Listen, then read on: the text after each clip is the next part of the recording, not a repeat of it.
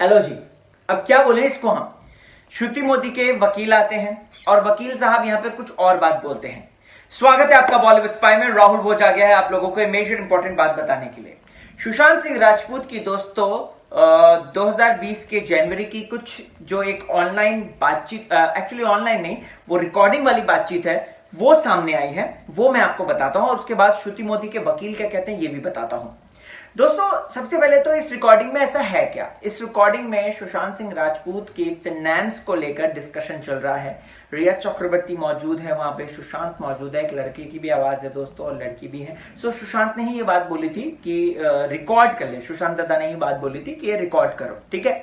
जिसको सुनने के बाद आप लोग आराम से सुन के इसको बता सकते हैं कि सुशांत सिंह राजपूत जो है, सुशांत दादा का जो है जो खर्चा था वो बहुत ज्यादा था और उसी के ही लेकर वो टेंशन में थे। और साथ ही साथ ये भी बातें हो रही थी कि आपके अगर किसी के हाथों आपके क्रेडिट कार्ड्स किसी के हाथों लग गए तो उसमें जो लिमिट है हमें 15 से 20 लाख की ही करनी चाहिए और नहीं करनी चाहिए, ऐसा रिया सजेस्ट कर रही है, ठीक है, राइट। तो बेसिकली देखा जाए तो रिया क्यों सजेस्ट करी, वो तो कह रही थी मैं तो कुछ भी नहीं सजेस्ट करती थी, मेरे तो कंट्रोल में कुछ भी नहीं था। अब यहाँ पे वो सजेशन कर रही है। खैर छोड़िए।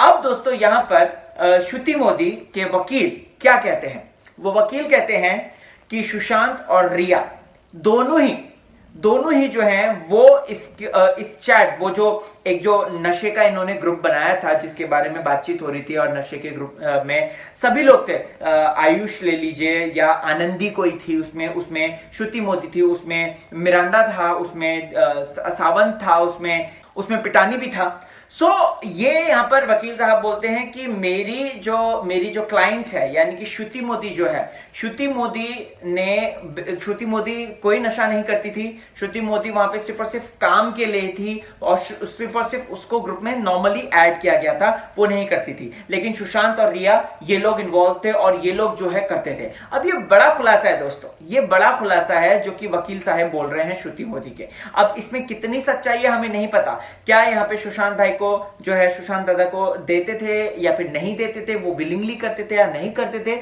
ये अभी तक मिस्ट्री बना हुआ है। और इस पर ईडी चाहिए ले लीजिए या फिर नारकोटिक्स डिपार्टमेंट ले लीजिए या फिर सीबीआई ले लीजिए, ये सभी जो है जांच पड़ताल कर रही है। जो भी चीजें सामने आएगी मैं आपको तुरंत बताऊंगा, आप बस चैनल के साथ बने रहिए।